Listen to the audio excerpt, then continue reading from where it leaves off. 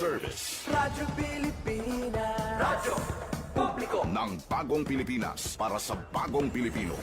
Naghahatid ng mahahalagang balita at impormasyon na guugnay ng pamahalaan sa sambayanan. Tulay sa himpapawid ng serbisyo publiko. Radyo Pilipinas. Radyo Publiko. Ang boses ng Pangulo. Sa Iloilo, Radyo Pilipinas. 585 Philippine Standard Time, alas 4:06 sa hapon. Gikan sa hulot balitaan sa PBS, Radyo Pilipinas, Iloilo. Gintipon sang bugos nga puwersa sa News and Public Affairs Division. Mga pagsaysay sa mga hitabo o aksyon, mga pananawan, kag desisyon, mga hibubunon sang napektuhan nga sektor, mga dalagko nga balita diri sa Iloilo, kag iban nga bahin sang Kabisayan nagkatungdan. Mga balita nga natipon sa sulod sang nagligad nga 24 oras. Inyo mabatian sa Headliners Was. Kagkaroon, yari ang inyo PBS News Team.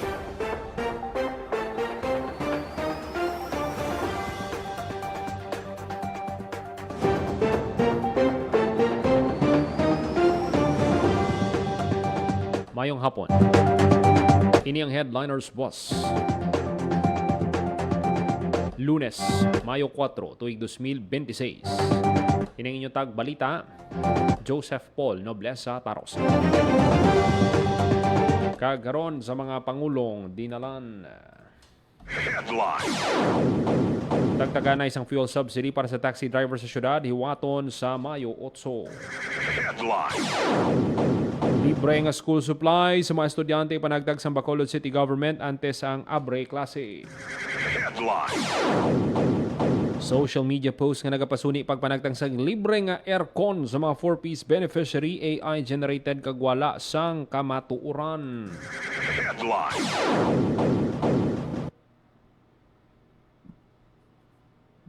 Syudad sang Iloilo nakabatyag sang linog. Headline.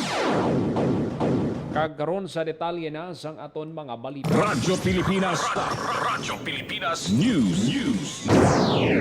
Tagtaga na isang fuel subsidy para sa taxi driver sa syudad hiwaton sa Mayo 8. Detalye sang balita, Emiro Santiagudo. Radyo Pilipinas. Radyo Pilipinas. Report. Hiwaton subong nga semana ang tagtaganay isang fuel subsidy sa malapit 1,000 ka mga taxi driver nga residente sang syudad sang Iloilo. Natala na hiwaton ang tagtaganay isang fuel subsidy coupon sa mga taxi driver sa Mayo 8 sa Quintin Salas Gym sa distrito sang Halo, alin alas 8 sa aga tubtub alas 11 sa aga. Kada benepisyaryo makabaton sang fuel subsidy coupon nga balor 1,000 pesos nga gilayon nila magamit agud makapatughong sa mga gasoline station sa Mayo 8 alin alas 4 sa hapon tubtob alas 8 sa gabi. Sa ipanagtag nga coupon sa taxi drivers mahibaluan kung diin nga designated gasoline stations mahimo sila makapatughong.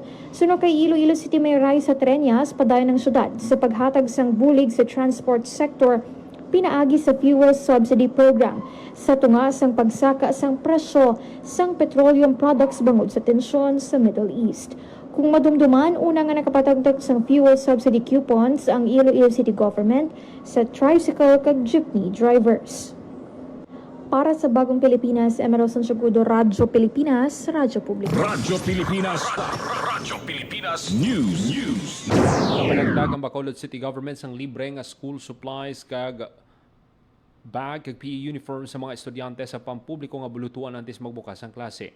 Ang mga estudyante halin sa kindergarten to grade 6 makabaton sang libre nga school bags kag school supplies samtang bag kaupod ang PE uniform ang lauman sa mga mag-eskwela sa high school. Ginathag ni Bacolod City Mayor Greg Gasataya nga sa pihak sang pagsaka sang presyo sang produktong petrolyo magapaday na pagsuporta sang syudad para mabuhinan ang palasanon sang mga ginikanan. Ginabanta masobra 111,000 ka estudyante ang ginalauman makabenepisyo sang programa. Radyo Pilipinas. Radyo Pilipinas News. Social media post nga nagapasuni pagpanagtag sang libre nga aircon sa mga 4-piece beneficiary AI generated kag wala sang kamatuuran. Detalye sang balita, Marian Grace Ereniata. AI-generated lang kag hindi matuod ang nagakalat sa karon sa social media nga ginapasuni libre nga aircon para sa Pantawid Pamilyang Pilipino programa kon 4-piece beneficiaries. Pakayag sa Department of Social Welfare and Development kon DSWD, nag-usar sa artificial intelligence kon AI para magwa nga lehitimo ang laragway kag sala ang mga impormasyon nga nakabutang agud maintuan ang publiko. Pagklaro sang ahensya nga ang 4-piece isa ka conditional cash transfer program nga nagahatag sang financial assistance sa mga benepisyaryo kabaylo sang ginapatuman nga kondisyon para sa ikayong lawas kag edukasyon. Wala nalakip sa programa ang paghatag sang anuman nga sa isang gamit o kung produkto nga wala sang basihan sa opisyal nga pagsulundan. Ginadumilian sang DSWD ang pagpalaptas sang sala nga impormasyon, peke nga anunsyo kag nagapang-into nga content nga nagausar sang pangalan sang DSWD. Ginahaydo sang ahensya ang publiko nga mangin maid-id kag likawan ang pagpalaptas sang impormasyon halin sa indi beripikado nga source. Para sa Bagong Pilipinas, Maran Grace Aranyata, Radyo Pilipinas, Radyo Publiko. Radyo Pilipinas. Radyo Pilipinas News. Formal na ginlunsar sa isa ka grupo sa mga lamharon nga Ilonggo ang C-Car, isa ka ride-hailing app nga nakatanyag sa mas barato kag matawhay nga serbisyo sa publiko. Suno kay Caitlin Revilla, co-founder sa C-Car, magluwas sa safety kag modern features. Ang ila app nakafocus sa taxi-based meters nga ginaregulate sang LTFRB. Dugang pa ni Revilla nangin mas barato ang C-Car bangod wala inisang surging prices kung pagbaylo sa presyo sa tion nga may malawig nga traffic, maulanon nga paniyampo kung puno ang mga salakyan. Isa pa sa ginapabugal nga bentaha sa paggamit sang app, ang paghatag sang reward sa ilang mga pasahero sa C-Car, makabaton sa isa ka punto ang pasahero sa kada kilometro sa iya biyahe nga mahimo tipunon para makadiskwento kung makalibre sa iya masunod nga pagsakay. Ginapabugal man sang grupong C-Car ang gin-develop mismo sa Iloilo sa sulod sang halos isa kag tunga sa tuig. Sa karon may 200 ka taxi unit na ang narehistro sa C-Car nga handa ang magserbisyo sa bugos nga isla sang Panay. Nagalauman lang ang mga tagtukod sa C-Car nga madugangan pa sa dugang nga serbisyo ang ila app sa masunod nga binulan. Radyo Pilipinas. Radyo Pilipinas News. Nabatyagan man ang linog sa syudad sang Iloilo sining nga hapon Mayo 4. Sa information number 1 sang DOST Folks, magnitude 6.1 ang linog kag ang sentro na balag sa San Julian Eastern Samar 10 kilometros ang kadalumong pasado alas 2 sang hapon. Sanig sa bulletin, ginalauman pa ang aftershock. Nalakip naman ang Iloilo sa mga lugar nga sa idalom sang intensity 1. Radyo Pilipinas. Radyo Pilipinas News. Sa kaangot nga balita, sa baylo sang 6.1 downgrade na sa magnitude 6 ang nabalag nga linog sa San Julian Eastern Samar. Base sa information number 2, ang linog may kadalumon nga 56 kilometros. Ang Pasig City, Iloilo, nalakip sa intensity 1 suno sa Phivolcs. Radyo Pilipinas. Radyo Pilipinas News.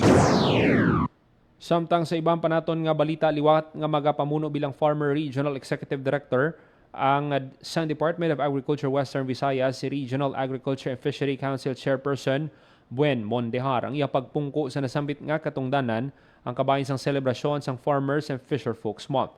Naibaluan ang bulan sang Mayong gindeklara nga buwan ng mga magsasaka at mga isda santo sa Presidential Proclamation number 33 Series of 1989. Kadugan sang formal nga pagpahamtang kay Mondehar sa pwesto, ginpakigbahin sini ang mga programa kag estratehiya nga luyag nga iduso sa sulod sang isa ka bulan. Ginpabutyag naman ni Regional Executive Director Dennis Arpia nga pinaagi sa programa paday nga magabinuligay ang ahensya kag RAFC mas mapabaskog pa ang pagwatuman sa mga inisyatibo nga ginalauman nga magpaayo pa sang sektor. Radyo Pilipinas. Radyo Pilipinas News. Unang nga endoscopic nga pagkakas ng rare nasal tumor sa Western Visayas madinalagon nga napatigayon sang WVMC. Detalye sang balita, Hope Torrechante. Pagkatapos ng first awake craniotomy sa rehiyon, isa naman ka makasaysayan nga kadalagan sa patag sang medisina ang nabalhag sa tapos madinalagon nga napatigayon sang Western Visayas Medical Center ang labing una nga endoscopic excision sang juvenile nasoangiofibroma sa isa ka 13 anyos nga bata nga lalaki, una sa mga klase nga operasyon sa bilog nga Kabisayan na katundan. Ang juvenile nasoangiofibroma isa ka tumalagsahon nga klase sang tumor nga nagatubo sa mga adolescent males kag sarang makatugas ang pagbara kag delikado nga pagdugo sa ilong. Ginpangunahan ni Dr. Ria Sofia Perales, Rhinology and Skull-Base Surgery Fellow ang operasyon. Kaupod ang iya mga mentors sa Philippine Academy of Rhinology kag mga espesyalista sang East Avenue Medical Center. Sanday Dr. Bernardo Timbungco kag Dr. Sherilyn Nang Chay Timbungco. Nag-alalay man sa operasyon ang mga training residents nga sanday Dr. Kyla Gail Silio, Dr. Al Ensomo kag Dr. Nicole Dominic Vargas. Nangin kaupod man sa mga doktor sa makasaysayan nga operasyon ang Neuroscience, Anesthesia kag Pediatrics Department. Sa post ginpahayag sang ENT WVMC nga komitido ini sa paghatag sang advance kag kalidad nga pagtatap sa mga pasyente. Para sa Bagong Pilipinas, Hope Trichante, Radyo Pilipinas, Radyo Publiko. Radyo Pilipinas. Radyo Pilipinas News. Developmental League para sa mga Ilonggo athletes buksan liwat sininga bulan sang Mayo. Detalye sang balita, Hope Torres. Radyo Pilipinas. Radyo Pilipinas. Lauman liwat sini nga mayong pagpatigayon sang Iloilo Provincial Government sang Iloilo Developmental League para sa mga Ilonggo athletes gikan sa 24 kakabanwahanan sa probinsya. Ini na ang kalima nga tuig sang Developmental League sang probinsya nga lauman sa Mayo 11 tubtob Mayo 13, 2026 sa Iloilo Sports Complex. Ang napulo ka mga hampang nga tagan prioridad sa D-League ang arnis, athletics, badminton, basketball, chess, football, tennis, swimming kag volleyball. Sandig sa datos ang Kapitolyo, yara sa 2,000 ka mga atleta na ang nakaparehistro sa aktibidad nga may tema Uniting Iloilo Province in the Pursuit of Sports Excellence. Ginapangunahan ini sang Center for Sports and Physical Fitness kag suportado ni Governor Arthur Dafitzur Jr. Para sa Bagong Pilipinas, Hope Trichante, Radyo Pilipinas, Radyo Publiko. Radyo Pilipinas. Radyo Pilipinas News. Duha ka cooling station sa syudad target buksan sa Miyerkules. Detalye sang balita, Emmy Rose Santiago. Radyo Pilipinas. Radyo Pilipinas Report. Target sang Iloilo City Government nga buksan sa publiko ang duha ka cooling station sa Miyerkules. Sunod kay Engineer Neil Ravena, head sang General Services Office kag Energy Conservation Officer sang Iloilo City Government, ginahingagaw nila nga tapuson ang cooling stations sa Diversion Road kag sa Halandoni Bridge sa General Luna agud mabuksan ini sa publiko sa palabuton nga Miyerkules. Sa karon, napintahan na kag nabutangan na sa mga pulungkuan ang cooling station sa Diversion Road. Pag-instalan na lang ini sang air conditioning units kag solar power. Ang cooling stations magagamit sang solar power kag pamtangan sang cooling units ng aircon o kon misting machines. May ara man ini sang water dispenser para sa luyag nga mag-inom sang tubig. May kapasidad ang isa ka cooling station nga 20 ka tawo sa sulod kag manginbukas sa publiko halin alas 10 sa aga tubtob alas 4 sa hapon. Pahamtangan man ini isang personnel gikan sa City Health Office kag City Social Welfare and Development Office nga maga-check sang blood pressure kag nakahanda nga magresponde kung may emerhensya. Ang pagpahamtang sang cooling station ang sabat sang Iloilo City Government sa tunga sang nagataas nga heat index. Para sa Bagong Pilipinas, Emerald Santiagudo, Radyo Pilipinas, Radyo Pilipinas. Radyo Pilipinas. Radyo Pilipinas News. Plano pa nga dugangan sang Iloilo City Government ang green tunnels nga napahamtang sa Diversion Road sa distrito sang Mandurriao. Suno kay Iloilo City Mayor Isa Trenias, magatukod ang syudad sang dugang pa nga green tunnels gamit ang pondo gikan sa Department of Transportation matapos nakuha sang syudad ang award for mobility. Ginpahayag niya nga parte ini sang commitment sang iya administrasyon nga tagan sang prioridad ang mobility sa mga infrastructures kag public places sagud mangin walkable ini, sustainable kag resilient. Madamo sang awards nga nabato ng syudad sa patag sang mobility. Lakip na diri ang 11 nga katipunan awards sa 2025 Mobility Awards kag Gold Awardee sa National Bike Day Awards and Recognition 2025. Radyo Pilipinas. Radyo Pilipinas News. Sa ibang panaton nga balita, Radyo Pilipinas. Radyo Pilipinas News. Mga Sustainable Livelihood Association sa Iloilo ginpaidalom sa livestock kag poultry seminar agud pabaskugon ang livelihood projects. Detalye sang balita, Marian Grace Arania. Radyo Pilipinas. Radyo Pilipinas Report. Sa tinutuyo nga pabasgon pa ang livelihood project sa mga DSWD Sustainable Livelihood Program Association sa Iloilo, gimpainalom ang mga representante sa mga asosasyon sa livestock kag poultry seminar. Ang seminar nga ginorganisa sa Department of Agriculture Iloilo Province gintambungan sa Aran West SLP Association, Lunilo SLP Association, Bagpao SLP Association, Tarong SLP Association, Mostro Patawid SLP Association, Guadibama SLP Association, Uswag SJ SLP Association, Leganesnon SLP Association, Lakipman ang Punong SLP Association, Nagsulang SLP Association, Excellent One SLP Association kag Malunoy SLP Association. Nakip sa gintudlo sa mga nagtambong ang mga estratehiya kag inobasyon sa cattle raising and production kag egg production. Para sa Bagong Pilipinas, Marian Grace Aranyata, Radyo Pilipinas, Radyo Publiko. Radyo Pilipinas. Radyo Pilipinas News. Mga mall, food chains, hotels, BPOs, publication offices, kag patiman construction firms ang pila sa nanuhay-tuhay nga sektor nga ginaserbihan sa subong sang More Power kadungan sa pagpalapad sang ila franchise area. Sa unang quarter sang tuig 2026 ginakomodar sang More Power ang pag-migrate sang mga dalakuan nga accounts nga nagahingyo sang masaligan nga serbisyo, cost efficiency, kag customer-friendly support para sa ila nagaumwad nga operasyon. Ang pinakauli nga nagsaylo among Waffle Time Incorporated, isa kadako nga Ilonggo business franchise para sa ila commissary sa barangay Pagsangaan, Pavia, Iloilo. Mga dinalagon nga nasaylo sang kumpanya ang ila load sa More Power bilang ila primary power source. Sang makaligad nga bulan na kompleto man sang taytay sa kauswagan, isa ka major finance firm kag hotel operator ang ilang migration sang Marso 27, 2026 kaupod sining Gateway Hotel. Bangod sa sunod-sunod nga pagsaylo sang dalakuan nga kompanya sa More Power, nagapakita gid lang ini sang ila pagsalig sa ikasarang sang power company nga magdulong sang dekalidad nga serbisyo.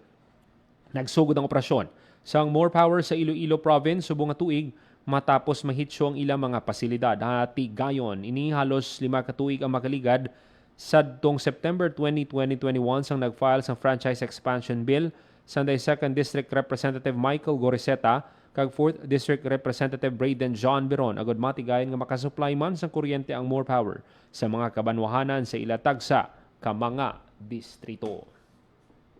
Radyo Pilipinas. Radyo Pilipinas News.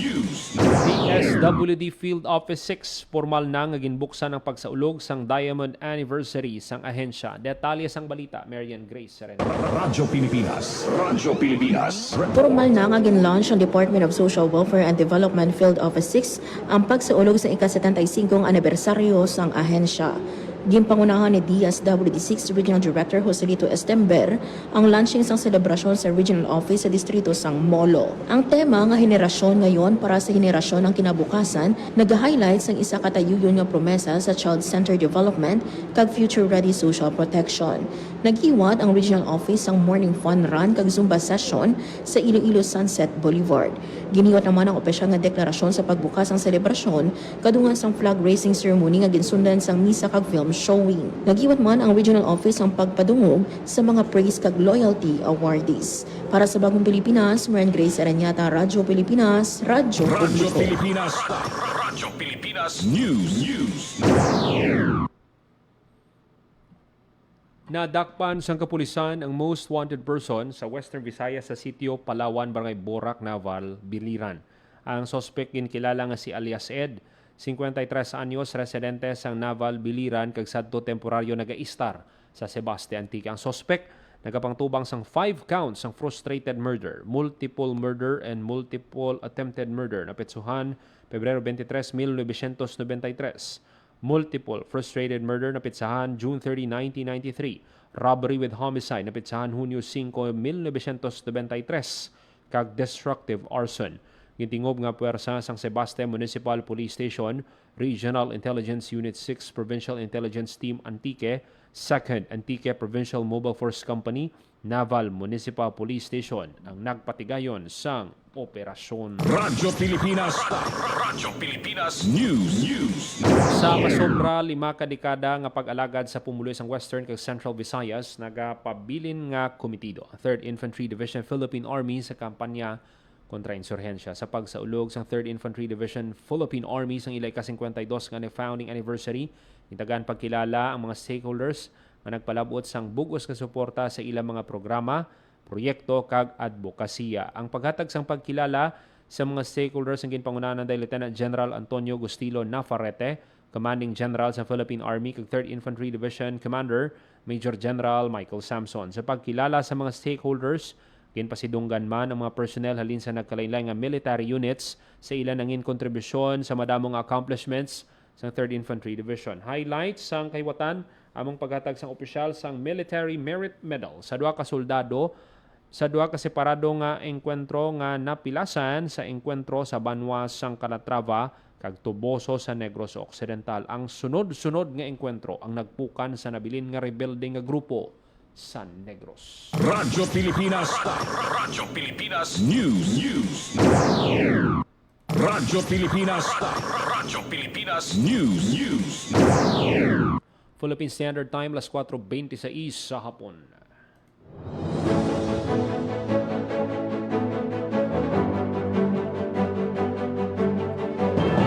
Kagamihan to manatipon nga balita sang PBS Radio Pilipinas Iloilo News Team. Lunes, Mayo 4, tuig 2026. Para sa Bagong Pilipinas, Joseph Paul Noblesa Tarosa, Radyo Pilipinas, Radyo Publiko. Ito ang Presidential Broadcast Service Radyo Pilipinas. Radyo Publiko. ng Bagong Pilipinas para sa Bagong Pilipino. Naghahatid ng mahahalagang balita at impormasyon nag-uugnay ng pamahalaan sa sambayanan. Tulay sa himpapawid ng serbisyo publiko. Radyo Pilipinas. Radyo Publiko. Ang boses ng Pangulo. Sa Iloilo, Radyo Pilipinas. 585 AM.